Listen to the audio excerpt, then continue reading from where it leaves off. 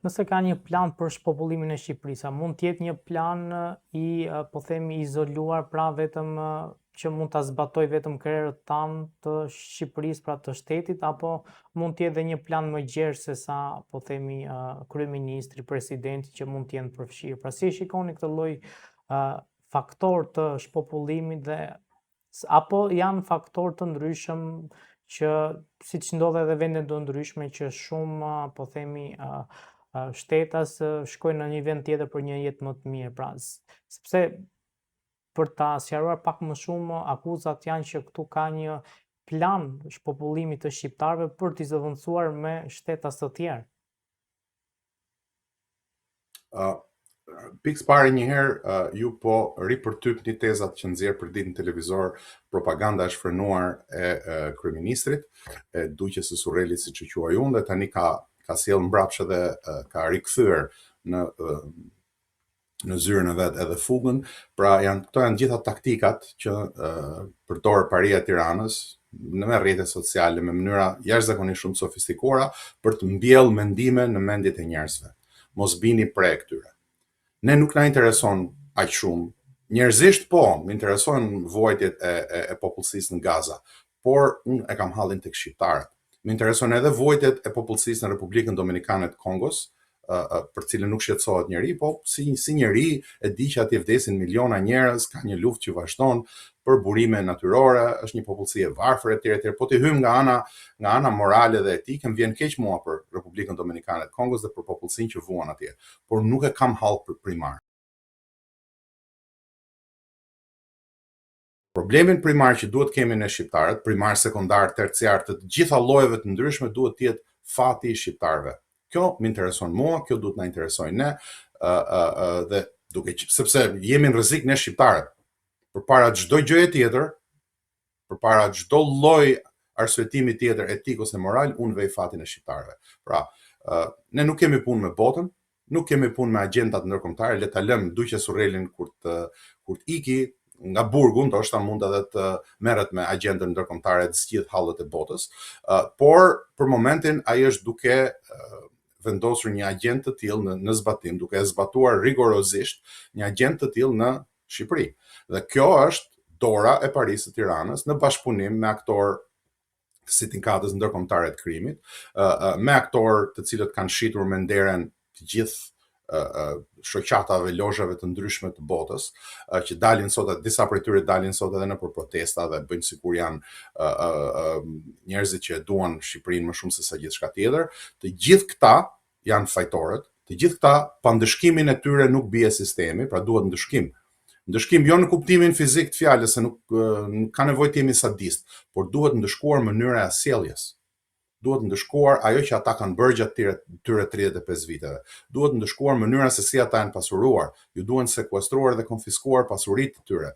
Duhet rikthyer ekonomia në një bosh kombëtar. Duhet rikthyer shoqëria në kufit e normalitetit, sepse ne sot si shoqëri jemi në një marrëzi totale kolektive. Ne mendojmë sikur të jemi të marrë të gjithë bashkë dhe i kruajmë kurrizin njëri tjetrit në marrëzinë tonë. Kjo është një gjendje në Shqipëri e cila pastaj pasqyrohet në një dëshpërim të thellë, e cila nuk mund të vazhdojë.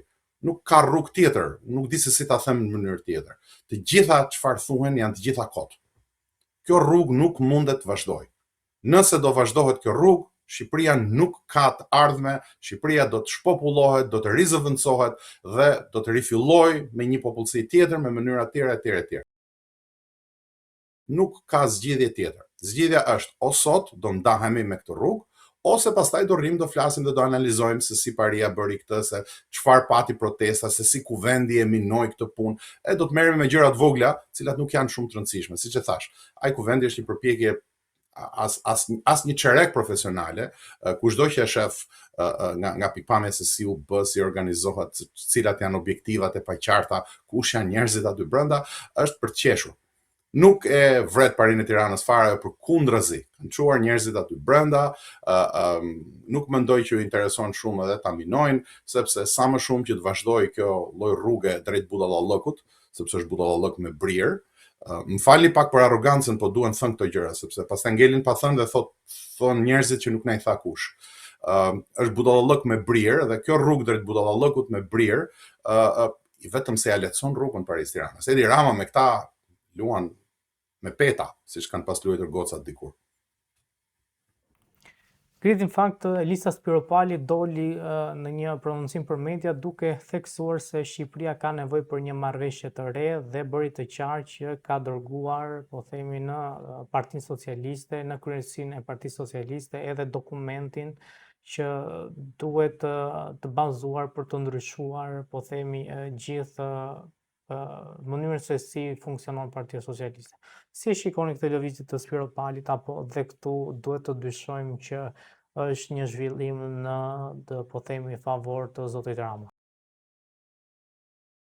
Shiko, Shqipëria nuk kontrollohet nga Edi Rama.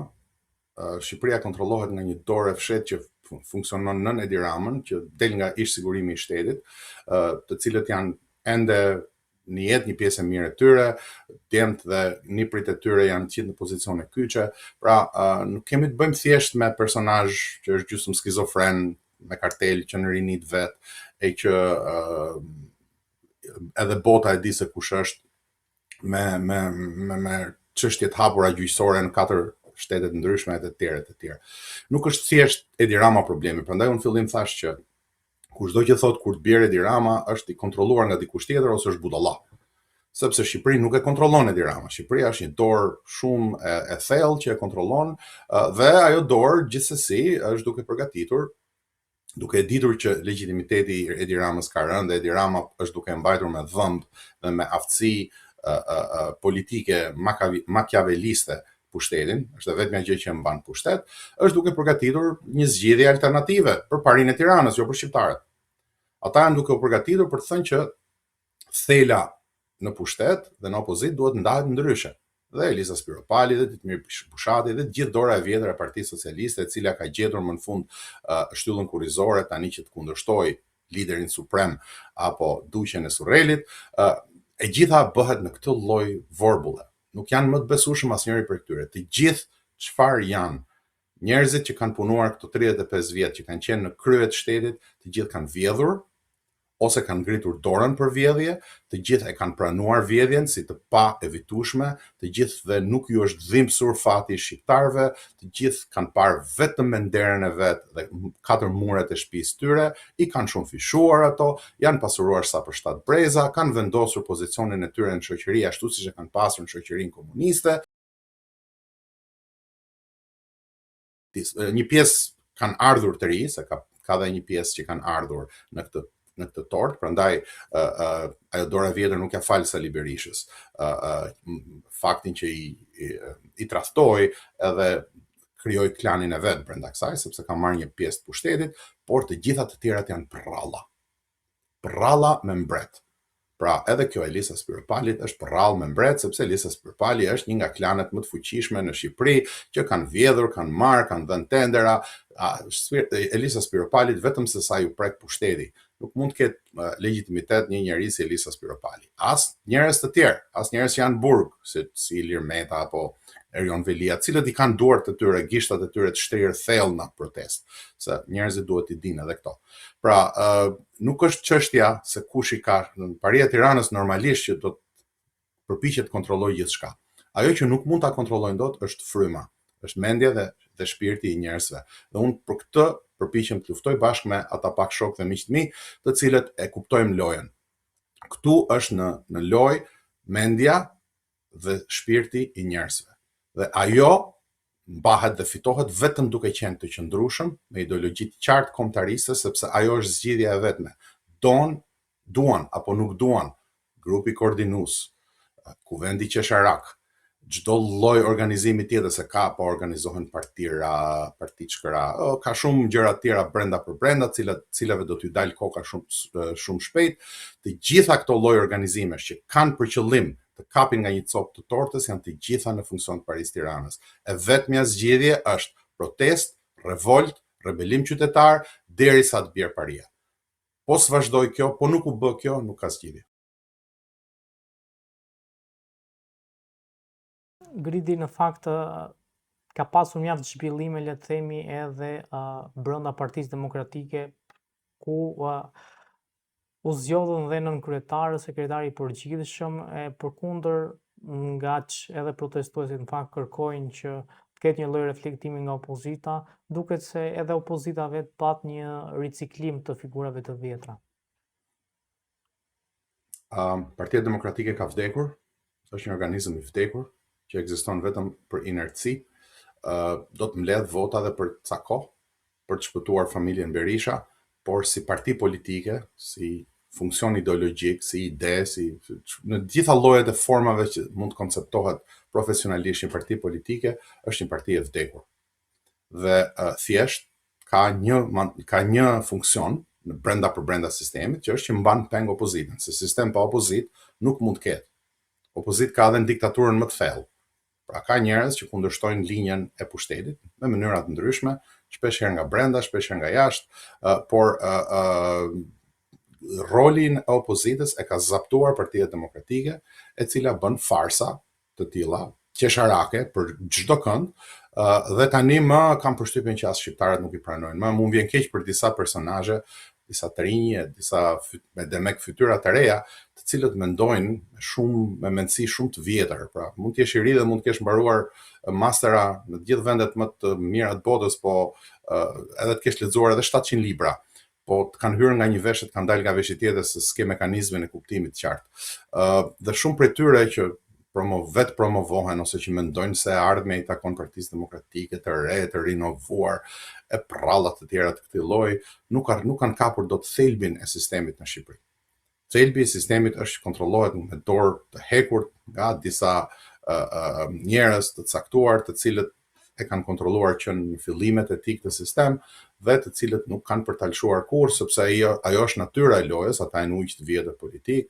Nëse mendon dikush nga këta të rinj që doja dalë Sali Berishës, edhe aty të 21 vjeçarit, e kanë gabim se Sali Berisha si ata ka parë me dhjetra dhe me qindra dhe me mira, i ka futur në thes, i kanë nxjerr nga thesi, dhe përsa kohë që kanë çmim, përsa kohë që arrin t'i blej, ata nuk kanë asnjë lloj vlere për të, janë lecka të hedhura, jo më larg se sa nesër.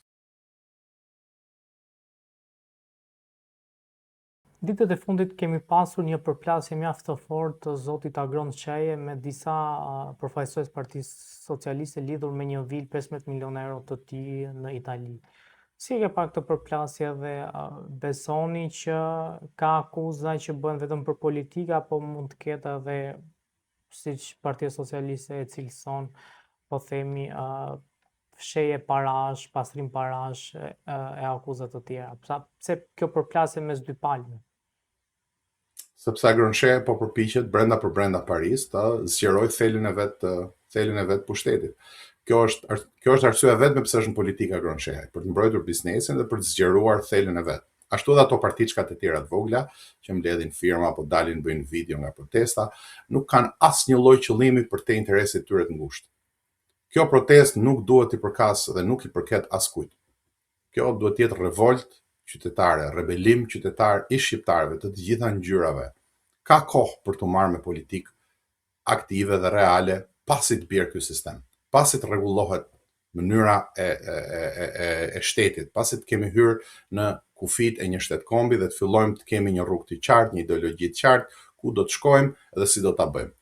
Pastaj, më mbrapa, me institucionet e reja, me rregullat e reja, ka vend për të gjithë për të matur përpara popullit, për të matur besueshmërinë e tyre, dhe pse jo, ka shumë njerëz cilët mund t'ju besojnë atyre dhe mund të fitojnë. Po tani nuk është, kushdo që merret me politikë aktive tani, është ushunjës, është gjarpër në gjirin e popullit shqiptar, njësoj si Paria e Tiranës.